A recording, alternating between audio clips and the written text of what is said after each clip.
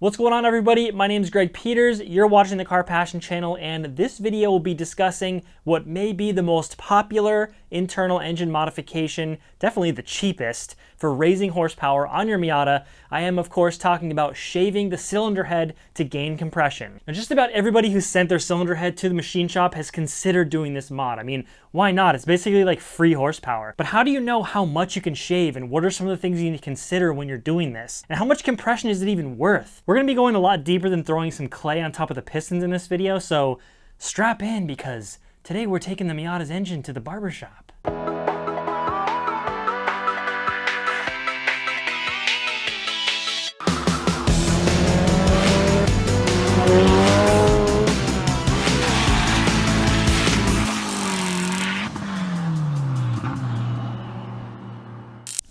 Hey, Car Passion, Greg here. Now in today's video we have a lot of things to cover. There's going to be a bunch of brand new tools I've never shown before. Of course, those will all be linked in the description. And although I'm not going to be going off on any physics tangents today, listen, I just need to get that out of my system every once in a while. There are a lot of steps in today's procedure.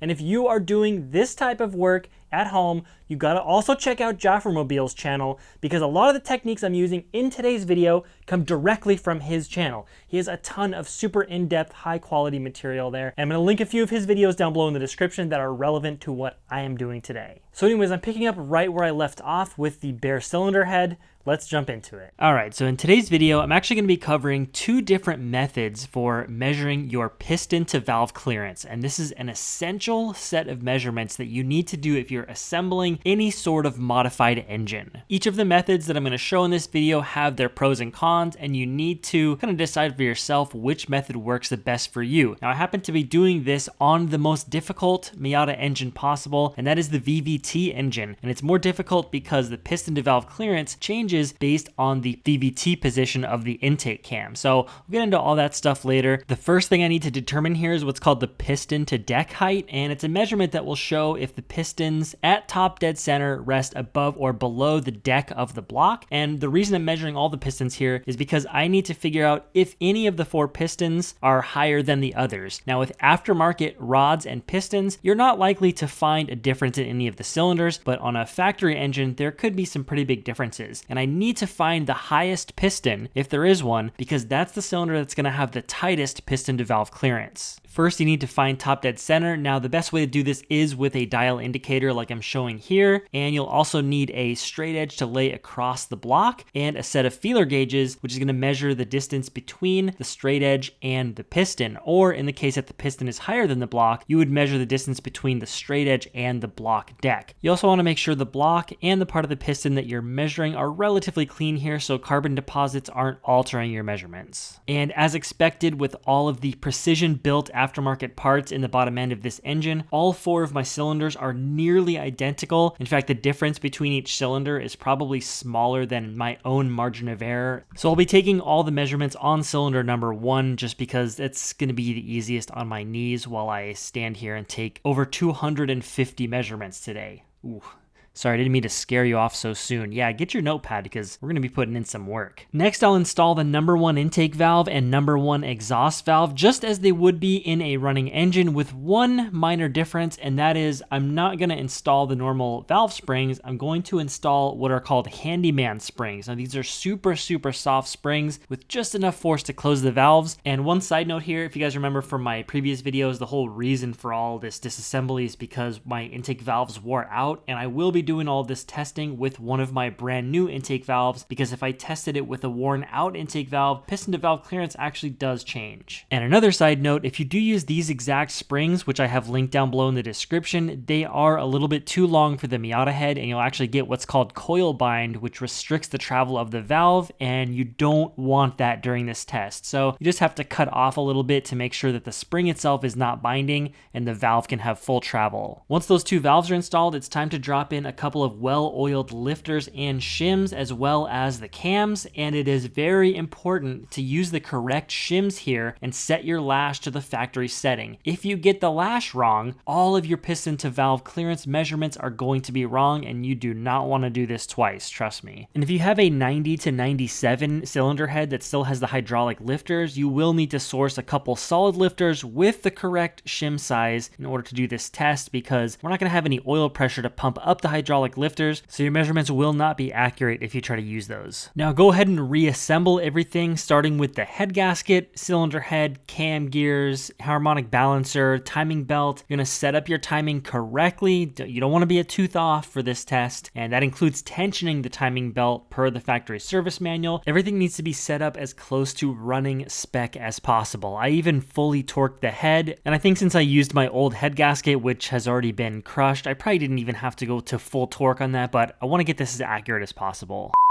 What's up, guys? So if you've made it this far into today's video, there's a pretty good chance that you're just as enthusiastic as I am about engine building and just building cars in general. I'm guessing most of the viewers of my channel have probably heard about HP Academy somewhere, most likely from the long technical interviews that the host Andre does, going over technologies in some of the fastest race cars around the world. But as the name suggests, they are more than just a YouTube channel. High Performance Academy also has a full set of courses and videos that dive deep into engine building, ECU tuning, chassis setup, and more.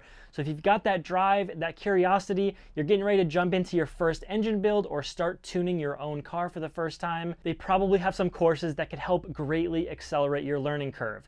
I'm actually taking some of their engine building courses right now as I get ready to spice up this old orange boy over here. So if you do decide to take one of their courses, use that link down below in the description. I also have a discount code for you. It helps out the Car Passion channel. Everybody wins. So I wish you guys the best of luck on your builds. And now back to the video.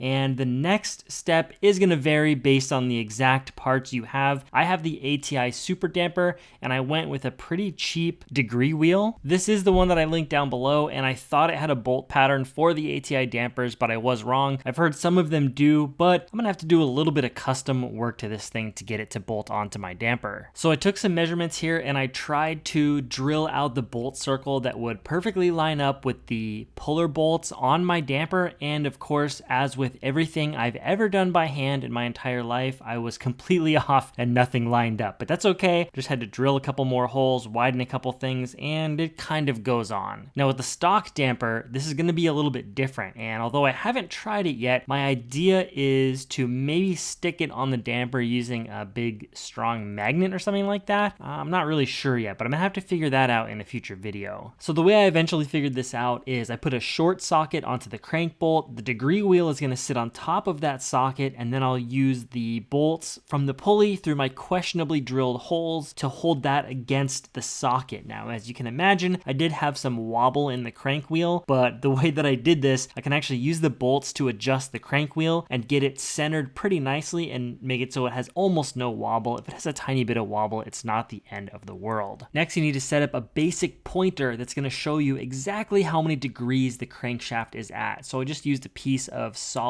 core copper wire here, bolted to a random threaded hole on the front of the engine. And the most important part here is to make sure that indicator is set up at perfect top dead center. And you could use the screwdriver method, but as you can see, it just kind of flops around and it's not very accurate. And that's where one of these TDC finding tools comes in handy. So you're going to thread that into the spark plug hole and use a dial indicator to find exact top dead center. Now you can just move the engine to the top where the dial indicator is zeroed out, but there are actually a couple of degrees around top dead center where the piston doesn't move. So the way you find perfect top dead center is you get it to where the dial indicator reads the same exact number when the trigger wheel displays 10 degrees before top dead center and 10 degrees after top dead center. So you're gonna have to play with that pointer a little bit to get it just right, but it is super important for this job. After you get it set up perfectly, you won't have to touch it for the rest of the procedure. Now everybody knows things are always better with mods, so it's time to mod out our dial indicator with this extended tip set that I bought. And you're gonna wanna find the absolute longest, skinniest tips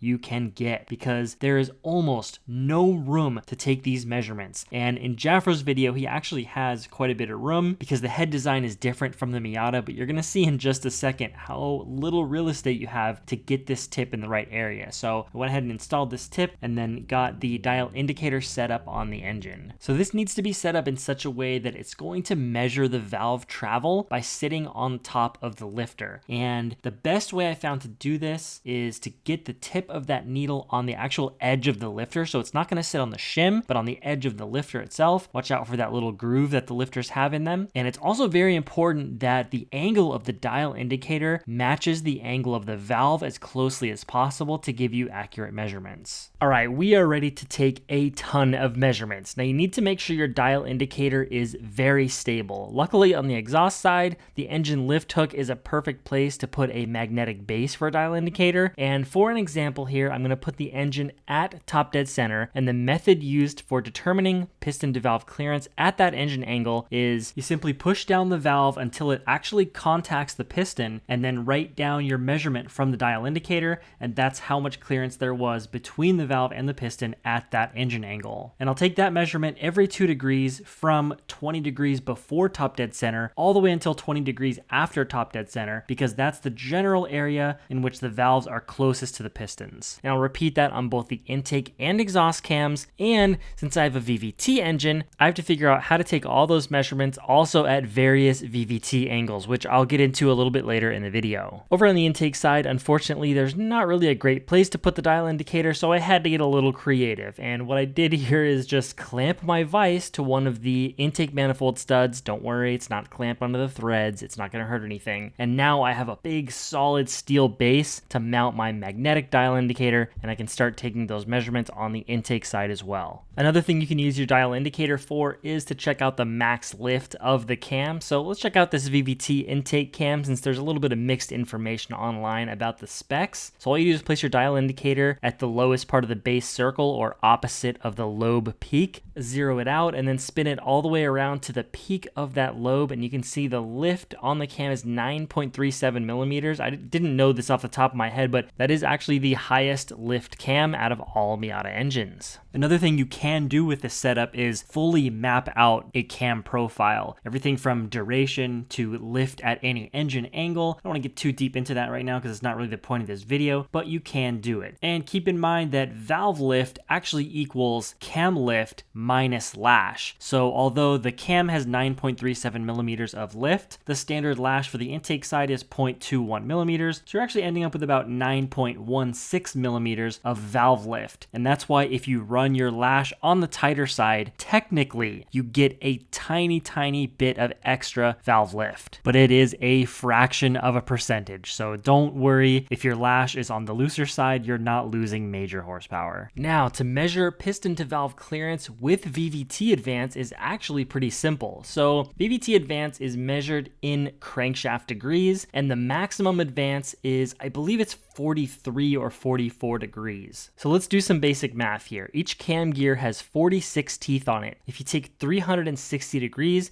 divided by 46 teeth, that means each tooth on the cam is 7.8 degrees. But since the crank spins 2 times for every 1 cam revolution, that equates to 15.6 degrees at the crankshaft. So every tooth I advance the intake cam under the timing belt, I'm simulating 15.6 degrees of VVT advance. If I advance the cam by 3 teeth, I've now simulated about 47 degrees of intake advance, and that's slightly more than it can actually achieve, but I'd rather go on the high side than the low side, and that is how we're going to take all of our measurements for piston to valve clearance with full VVT advance. So now I'll just retake all these measurements at 16, 31, and roughly 47 degrees of intake cam advance. Don't worry, there is a point to all of this. Just stay with me. In the interim, I want to show you guys something super cool. All right, so I have one intake valve installed, and through the empty intake port, you can actually see the piston. So what I want to show you here is the relationship between the piston and the intake valve at 0 VVT advance versus full VVT advance. So you can see the piston coming up here, approaching top dead center. That's about the very top, and the intake valve cracks open and starts the lifting sequence. Now, take a look at the difference between that and full VVT advance. Piston's on its way up. Bam, the intake valve is already cracking. Look how far the intake valve was open when the piston got to top dead center. They're literally flying towards each other during that valve opening event. And that's why these clearances have to be measured out, factoring in the VVT advance, because everything might clear at 0 degrees, but as soon as your ECU kicks on VVT to some degree, you could get piston to valve contact at a high rate of speed if your engine's running, and that is an expensive repair. Now, this whole method of measurement is useful in several scenarios. Let's say you're building an engine that has a shaved head or has bigger than stock cams or a thinner head gasket or high compression pistons or anything. You have to do this to make sure that you have adequate valve clearance. Or if you take all these measurements on an engine which you know already has adequate valve clearance, like I've done here, and what I mean by adequate clearance is the minimum that's recommended is at least 1 millimeter, but 1.5 millimeters is really recommended just to allow things to expand with heat and,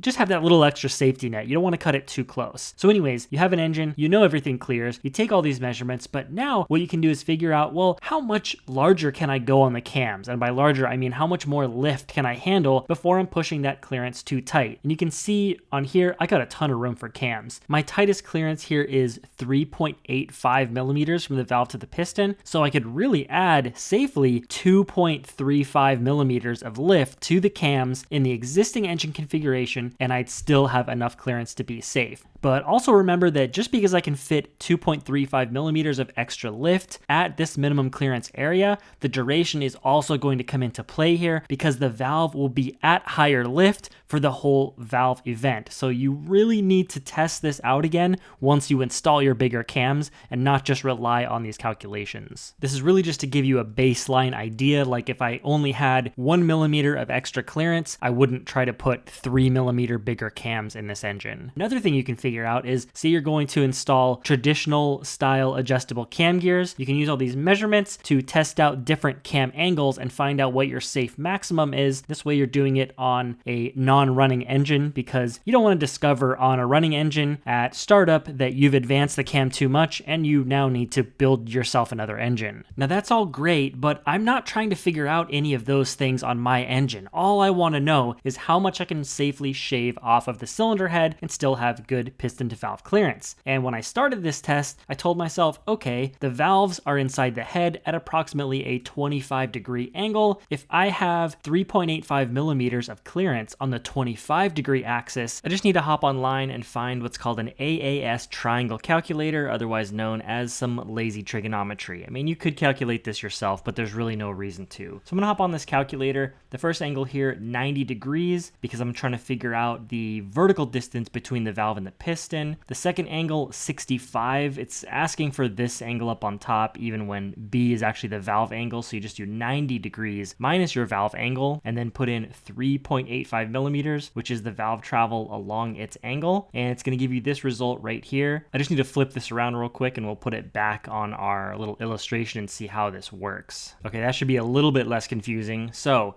with this calculation, there's 3.489 millimeters of vertical clearance between the valve and the piston, which means I could shave that amount off of the cylinder head until the valve contacted the piston. But what I figured out is this calculation will really only work for pistons that have a flat top. As soon as you introduce valve relief cuts into the pistons, all these calculations go out the window, and here's why. Say the piston is at top dead center in this frame. Now you can see if the valve were to open, you can say, oh, it's got 10 millimeters of travel, so I can calculate the vertical distance down to the piston, right? Well, take a closer look. Look at this distance right here. There might only be 2 millimeters of vertical clearance between the valve and the piston due to the shape of the valve relief. So if I were to get the head shaved based on my previous calculation, which moves the valves vertically down towards the pistons, you can clearly see that this would cause a big problem. But fortunately, there's another method that will help you figure out this exact issue,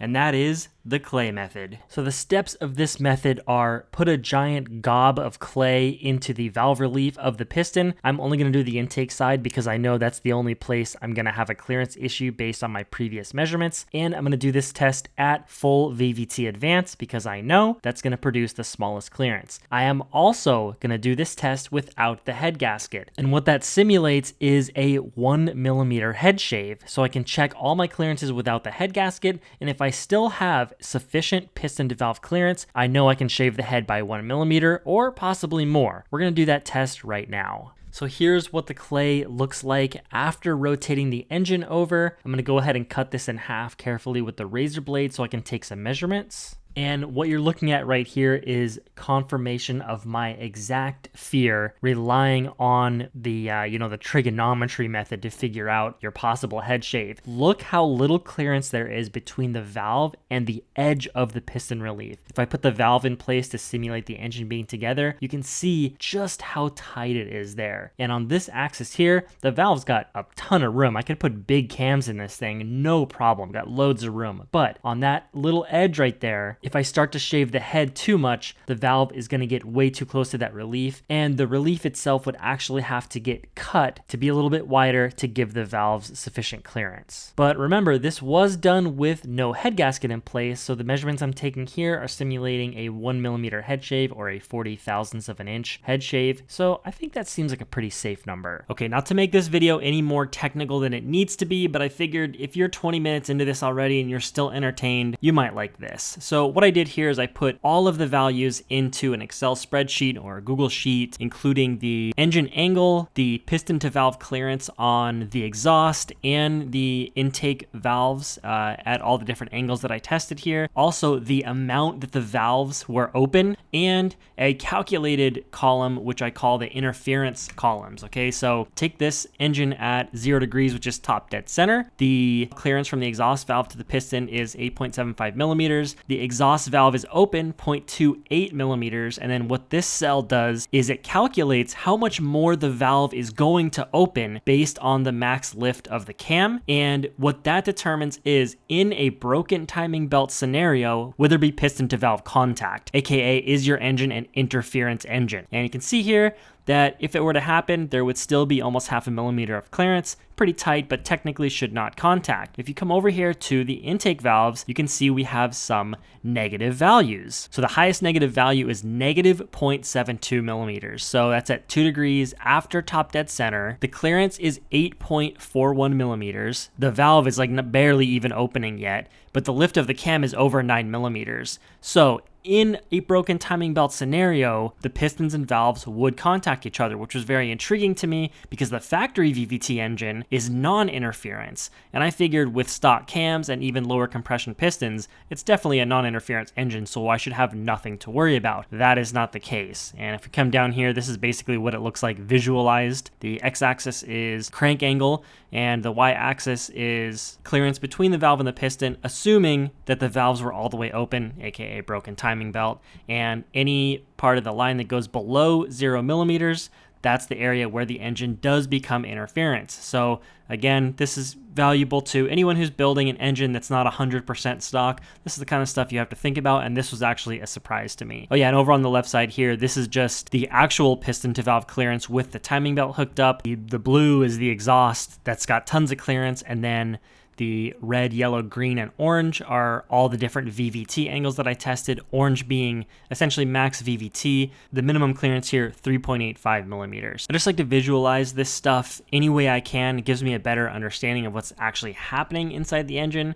I figure there's probably other people out there that learn the same way that I do. But anyways, back to the video. So, what did we learn in today's video? Hopefully something after all that. What I learned about my engine specifically is if my only goal here was to put bigger cams in the head, I've got room for about 12 millimeters of peak lift, that's a pretty big cam. But that doesn't mean I could just throw 12 millimeter cams in the engine and call it a day. Yes, I have room for 12 millimeters of peak lift, but at every other engine angle, that valve will have more lift than the stock cam had. So I would have to remeasure everything again to be sure. You're starting to understand why it's so important to measure this stuff on your engine specifically, and you can't just hop online on the forum boards and ask, what are the biggest cams I can put in my engine? There are so many variables here. If you change the pistons, if you shave the head, if you change the cams, if you change the head gasket, which I'm gonna get to in a second, if you put oversized valves, the valves are sitting in the engine at an angle, if you use a valve that is bigger, the bottom of this valve is going to be closer to the piston. So you can't just hodgepodge the parts together and hope that it works. I discovered today that my engine is an interference engine, which I never would have thought because I have stock cams and lower compression pistons than stock. How could it be interference? But it is. I did learn via the no head gasket test that I have room for about 40 thousandths or 1 millimeter of head shave, and I'll still have adequate valve clearance. Now, if I did that head shave, I might not be able to put 12 millimeter cams into the engine. Everything has to be tested again once you get your final setup together. All this is just to give you a ballpark, give you an idea of how much room you have to play with. So on that head, I'm gonna get it shaved 40 thousandths, kind of. I decided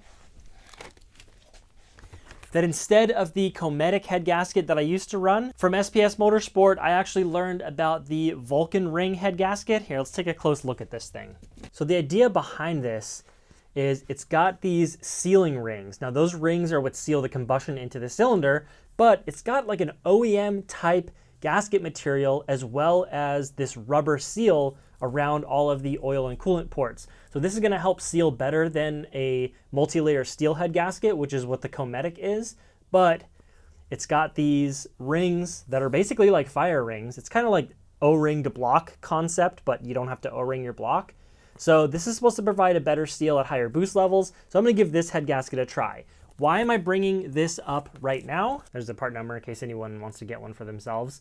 This head gasket has a 1.4 millimeter thickness, and the old head gasket has a 1 millimeter thickness. So I have to account for that with the head shave. Since the head gasket is 0.4 millimeters thicker, I'm actually going to take off that extra bit from the head to make up the difference. So I'm going to shave 1.5 millimeters or 60 thousandths from the head, but overall with the new gasket and the head shave, I'll be shaved approximately 1 millimeter, just over 1 millimeter.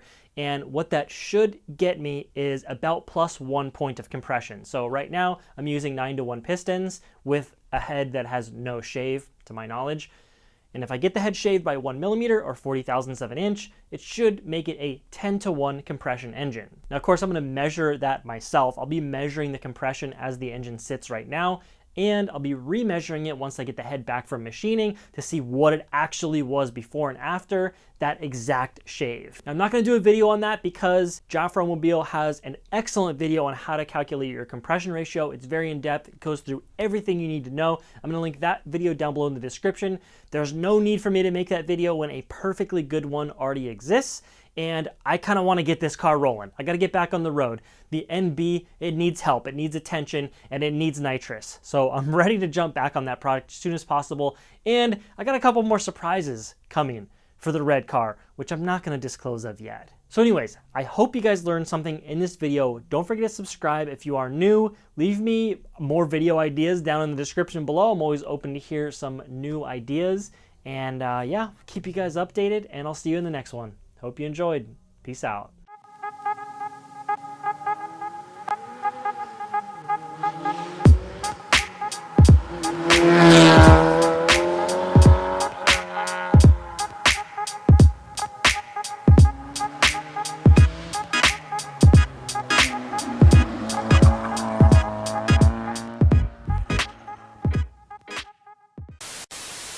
Know how much you consider when you're doing this. Just about everybody who sent their cylinder, dang it. Just about everybody who sent their cylinder, just about everyone who's ever taken, now just about everybody who sent their cylinder head to the, just about everybody who sent their cylinder head to the machine, now just about everybody who's brought their cylinder, shaved the head, and what are some of the, oh my God, stop messing up. This thing's getting heavy. So what are the things you need to, I'm actually starting to forget the things I'm trying to say because this is so heavy.